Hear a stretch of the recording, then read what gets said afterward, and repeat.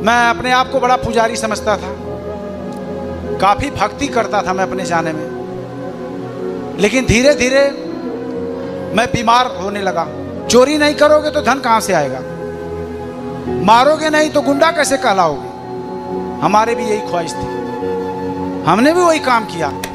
आज हम आप सभी को एक ऐसी अद्भुत गवाही सुनाने जा रहे हैं। उस गवाही को सुनकर ईसाई विरोधियों के होश उड़ जाएंगे। जब आप उस गवाही को सुनोगे तो आप सभी भी बहुत हैरान हो जाओगे, क्योंकि ऐसी गवाही आपने आज तक नहीं सुनी होगी। गवाही को सुनने से पहले आज लोग आशीष इसलिए नहीं प्राप्त कर पाते हैं क्योंकि उनको समय नहीं है प्रभु यीशु मसीह का वचन सुनने के लिए। इसलिए आप सभी उस गवाही को पूरा जरूर सुने।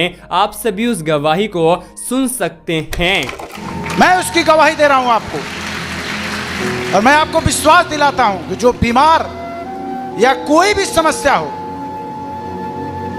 मैं गारंटी उसकी देता हूं कि अगर सचमुच आप विश्वास करोगे तो आपके शरीर से वो निकल जाएगा, क्योंकि मेरे साथ हुआ है ऐसा। मैं कुछ और कर रहा था, जीवन कहीं और बिता रहा था। लोग पैसे के लिए बहुत हद तक गुजर जाते हैं, हमने भी वही काम किया। चोरी नहीं करोगे तो धन कहां से आएगा, मारोगे नहीं तो गुंडा कैसे कहलाओगे। हमारे भी यही ख्वाहिश थी, हमने भी वही काम किया, लेकिन हमको पता नहीं था कि ये किसी की नजर में बुरा है। Hallelujah, hallelujah. यीशु मसीह ने कहा कि अपने मन को फिरा ले, लौट आ मेरे पास। लेकिन इससे पहले कोई कहने वाला नहीं था। मैं कुछ बातें ऐसे कहूंगा, आप समझ जाना। मैं अपने आप को बड़ा पुजारी समझता था, काफी भक्ति करता था मैं अपने जाने में, लेकिन धीरे धीरे मैं बीमार होने लगा। मैं अपने माता पिता का इकलौता पुत्र हूं, किसी चीज की घटी नहीं थी, और मैं ऐसे जगह पर था कि जहाँ बड़ी नाम और शोहरत था, बदमाशों में नाम गिना जाता था। लेकिन मैं हकीकत बता रहा हूँ, जब मेरी मौत सर पर आई तो कोई बचाने वाला।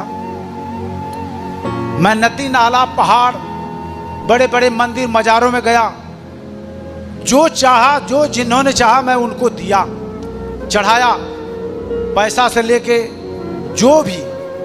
मैं कुछ अपने इस शरीर को बचाने के लिए उठा नहीं छोड़ा हूं।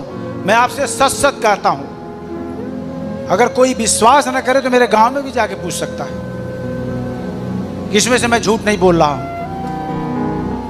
मैंने सब कुछ करके हार गया। मेरी शरीर पीला पड़ गई थे, जो आज इतना हैंडसम देख रहे हैं, ये यीशु मसीह जिंदा है, उसने दिया है मुझे, और यही सुनाने के लिए दिया है। उसने कहा इस छोर से लेके उस छोर तक गवाह होंगे, तो मैं उसमें का गवाह हूं, मैं उसमें का गवाह हूं जिंदा। आज जो बोल रहा हूं ये उसकी दया है।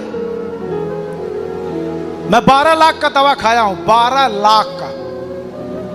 17 टैबलेट इस बार, 17 टैबलेट शाम को। आधी रोटी 2 दिन में 1 दिन खाता था मैं। वो मेरी दशा हो गई थी, लेकिन मुझे पता नहीं था कि ये क्यों हो रहा है।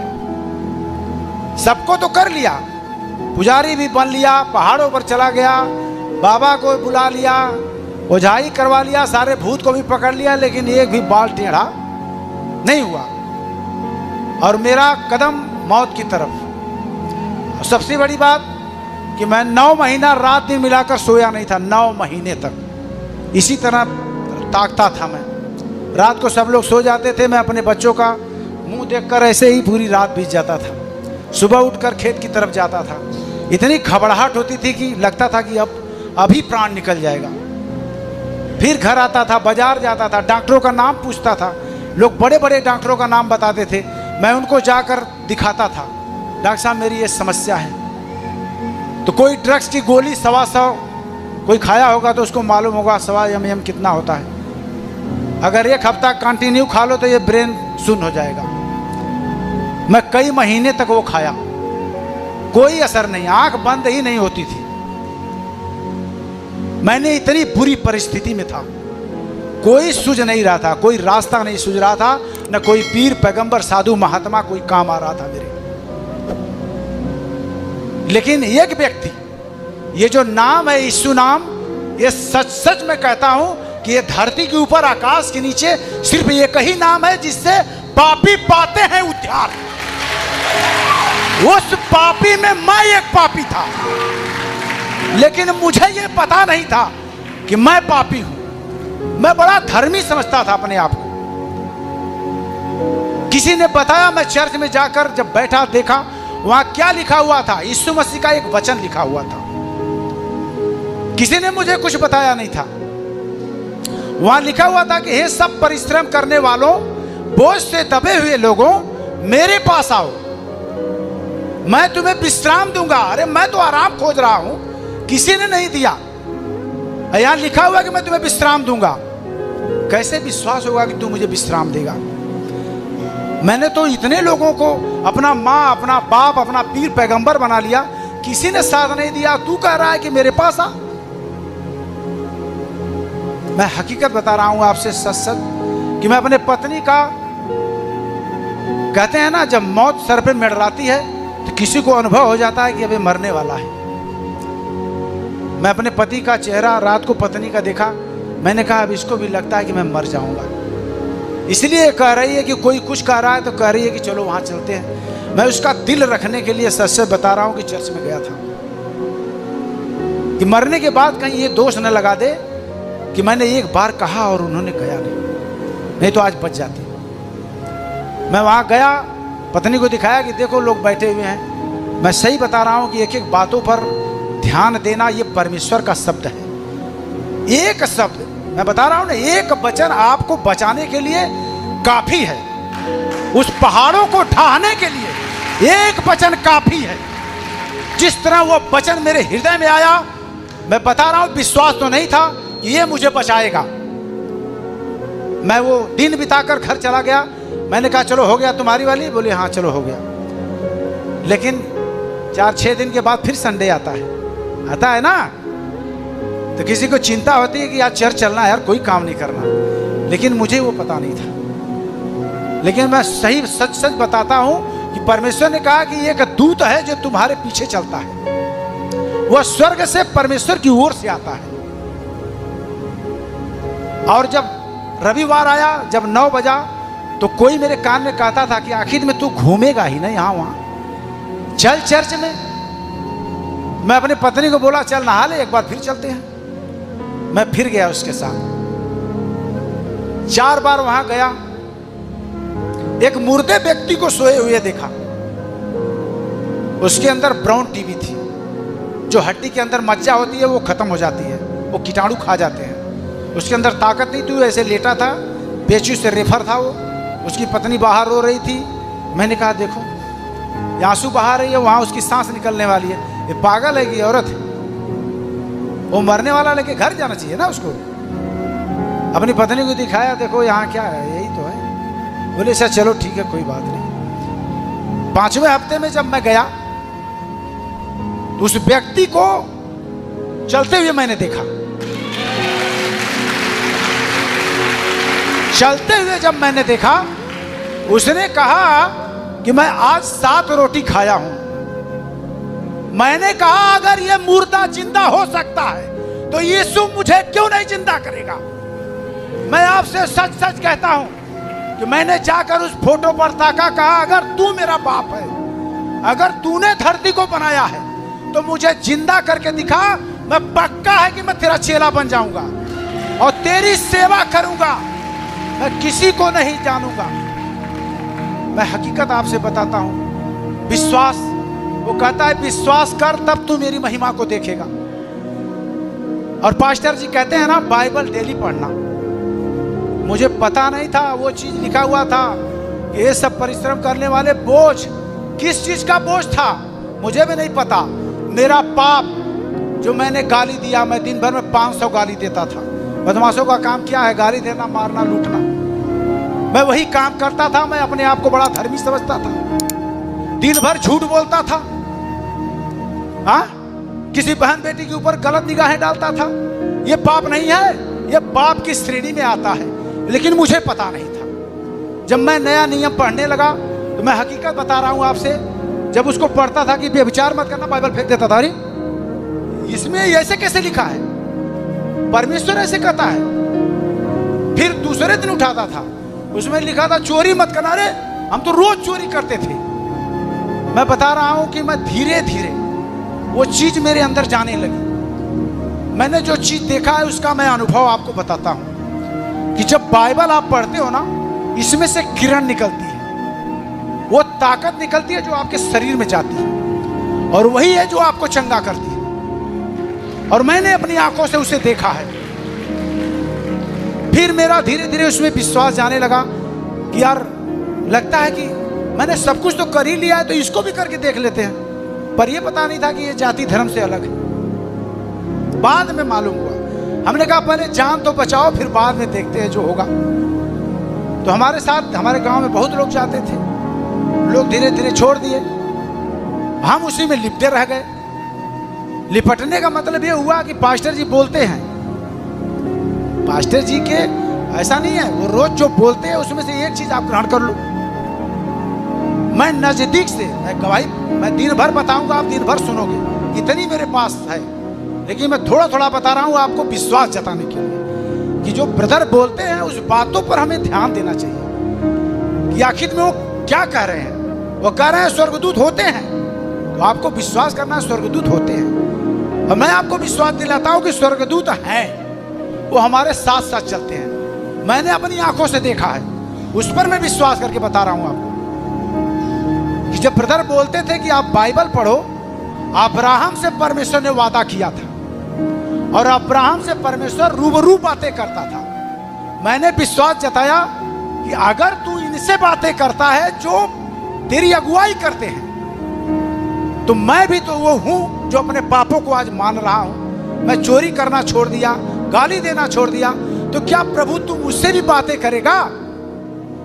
मैं आपको हकीकत बताता हूं कि वो सचमुच उसी तरह बातें किया जिस तरह अब्राहम से परमेश्वर ने बात किया। रात को हालेलुया हालेलुया, मैं 6 महीने तक चर्च में जाता रहा। मैंने कहा प्रभु मुझे कब चंगा करोगे आप?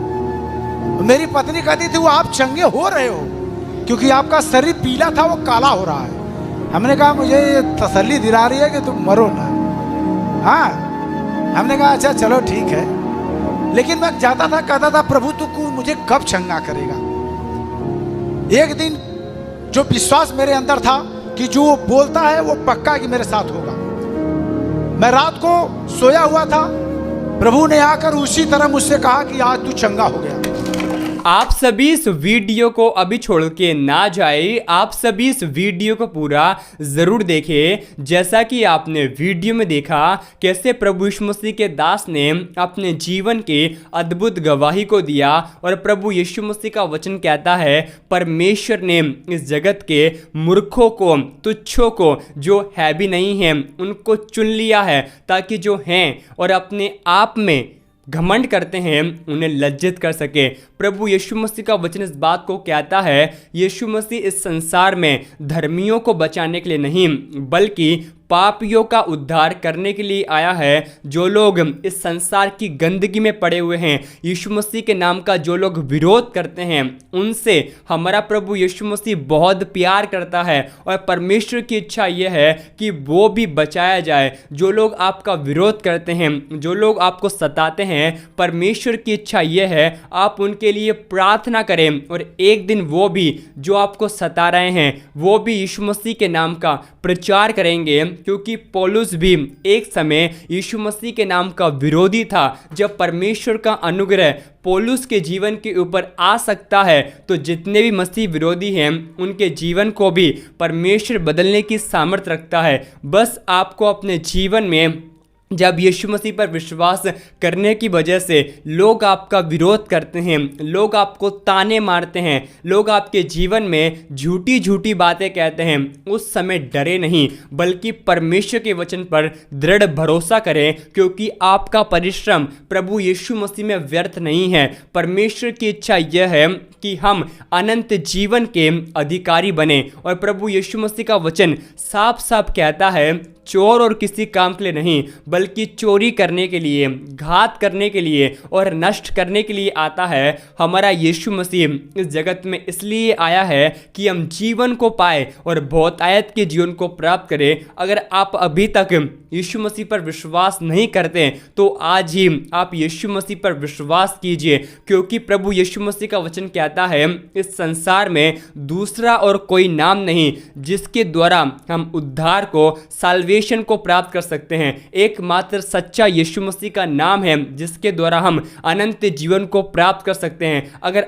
आज आप अपने पापों में चल रहे हैं तो आज ही मन को फिराएं, क्योंकि आप नहीं जानते कि किस दिन यीशु मसीह आ जाएंगे। जैसा कि आपने गवाही में सुना होगा कि हमारा यीशु मसीह कैसा धर्म नहीं बल्कि जीवन बदल देता है। यीशु मसीह इस संसार में इसलिए आया है ताकि हम बहुतायत के जीवन को प्राप्त कर सके। आज बहुत सारे लोग कहते हैं यीशु मसीह खुद को नहीं बचा पाया तो हमको कैसे बचा पाएगा। मैं उन सभी को कहना चाहता हूँ, यीशु मसीह इस संसार में होकर, इस संसार में आकर अगर नहीं मरता तो आप और मैं कभी भी यीशु मसीह पर विश्वास नहीं कर रहे होते, लेकिन हम उस नरक में गए होते हैं। परमेश्वर का वचन इस बात को साफ साफ कहता है कि हमारा यीशु मसीह हमसे बहुत प्रेम करता है और परमेश्वर की तो इच्छा यह है कि हम बहुतायत के जीवन को प्राप्त करें। वीडियो को आगे देखने से पहले अगर आज आप यीशु मसीह पर विश्वास करते हैं और आपके पास बाइबल नहीं है या आप बाइबल लेना चाहते हैं या आप बाइबल मंगवाना चाहते हैं तो दिए गए नंबर पर आप हमें व्हाट्सएप पर मैसेज करें या आप हमें कॉल भी कर सकते हैं। हमारे व्हाट्सएप की लिंक आपको डिस्क्रिप्शन बॉक्स में मिल जाएगी या आप इस स्कैनर को स्कैन करके डायरेक्ट हमें व्हाट्सएप पर मैसेज कर सकते हैं। आपको मराठी में या इंग्लिश में या हिंदी में लैंग्वेज में बाइबल चाहिए तो दिए गए नंबर पर आप हमें ज़रूर बताएं। परमेश्वर आप सभी के साथ हैं। इस गवाही को एक व्यक्ति के साथ जरूर शेयर करें ताकि वह व्यक्ति आपके द्वारा सच्चाई को पहचान सके और नरक की आग से बचाया जाए, क्योंकि परमेश्वर की इच्छा यह है सब बहुतायत के जीवन को प्राप्त करें। परमेश्वर आपको आशीष दे।